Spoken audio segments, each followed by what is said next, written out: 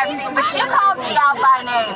While you allow crime in your streets and you send your henchmen down here to commit assault against people by making loud noises, assault against police officers who are doing their jobs, trying to keep things civil, trying to keep peace, and trying to prevent violence. Democrats are the party of violence. They're the party that enabled and funded and cheered for violent riots all through 2020. And they allowed cities to be burned, $2 billion worth of damage. That's the Democrat Party. But we're the party of peace. We're the party that wants to protect the lives of the unborn. We're the party of male and female, two genders only. Okay, so this is pretty amazing. That was Marjorie Taylor Greene speaking at her highly publicized pre-Trump arraignment speech, only she spoke for just a few minutes because the noise around her was too much to contend with, something that she blamed the Democrats for, except one small problem. Here's a clip from NBC's Ben Collins talking to a Trump supporter, and, well, watch for yourself. Hey man, can I ask you a question? So, the whistles, where'd you get that idea? Huh? Where'd you get the idea for whistles? Make a noise. Take one. Oh, I'm good, but so you're pro-Trump. Yeah. You're handing out whistles to... Yes. Make a noise. Everybody must hear us. Interesting. And Everybody must hear us. You don't worry that might be drowning out Marjorie Taylor Greene or whatever over there? You don't worry that might be drowning out the people speaking? I like to make a noise. I'm here to make a noise. This is not a place to speak right now. Very good point.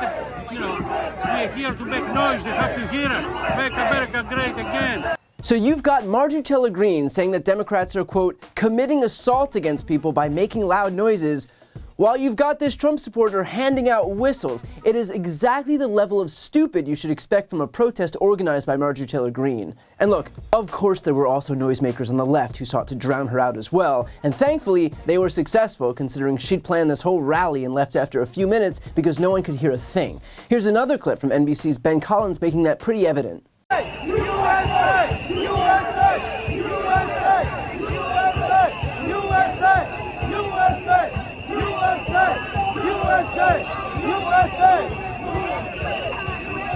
And I say thankfully because Marjorie Taylor Greene exists solely to spread hate and fear and disinformation. She represents the worst of politics and the worst of humanity. She is a liar, a con artist, and a fraud, seeking only to protect those who are also liars, con artists, and fraudsters. And coming from someone who was born in New York and whose entire family is from New York, I can say this with absolute certainty: that shit doesn't fly in that city. And that was a sentiment that was echoed shortly after Greene left by Congressman Jamal Bowman. Do your freaking job, Marjorie Taylor Greene. You don't need to be in New York City talking that nonsense. Go back to your district. What are you doing here? You're here for politics. You're here because you want to be VP. You're here for your own fundraising. You're here for your own nonsense. And let's just be clear about what Marjorie Taylor Greene is trying to do. First off, she's helping herself. She's giving attention to herself, and then later on she'll use her appearance to fundraise for herself. So let's not pretend that any of these people operate for any reason other than self-preservation and self-promotion. But second, she's seeking to obfuscate the facts surrounding Trump's indictment by suggesting that this is some political prosecution by the left. Donald Trump was indicted in New York reportedly on 34 different charges. At the center of this is Trump's $130,000 hush money payout to Stormy Daniels to keep her from disclosing their affair. Trump had falsely labeled those expenses as legal expenses. Now, disguising corporate records as something other than what they are is a crime in the state of New York, albeit a misdemeanor. But that's elevated to a felony when it's in furtherance of another crime, which in this case it was, considering those funds were used to help Trump's campaign by hiding an affair so that they didn't hurt his election prospects. Buttressed by the fact that these payments were made on October 27th, 2016, only days before the presidential election. That's a violation of campaign finance laws.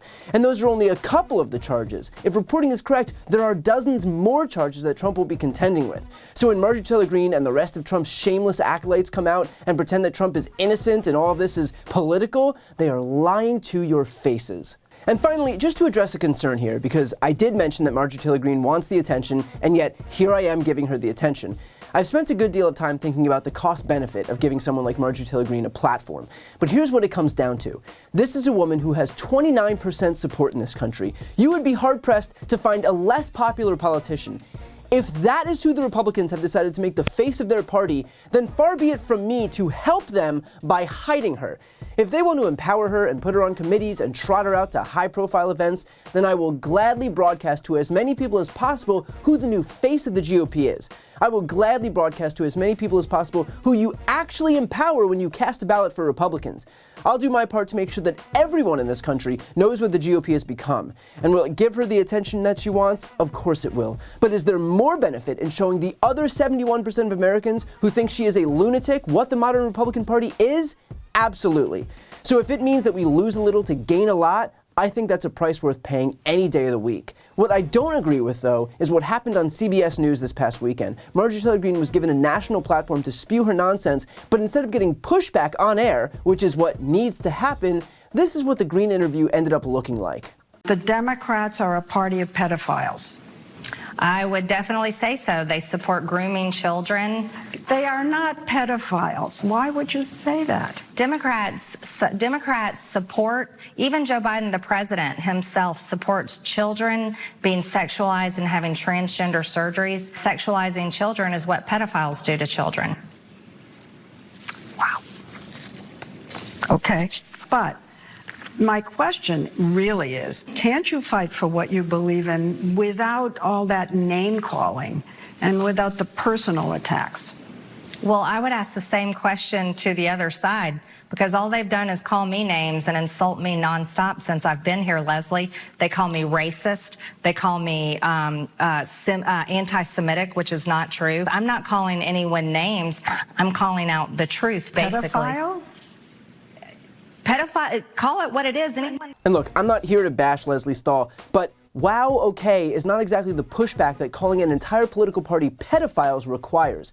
So I would immodestly suggest that if you're going to platform this woman, that it's done in such a way that properly confronts her lies. You would be hard-pressed to find anyone who thinks that this CBS interview was able to accomplish that. All of which is to say, these clowns will continue to parade themselves around in their desperation to save their deity, but the facts here are obvious. Trump broke the law and he is being held accountable for it.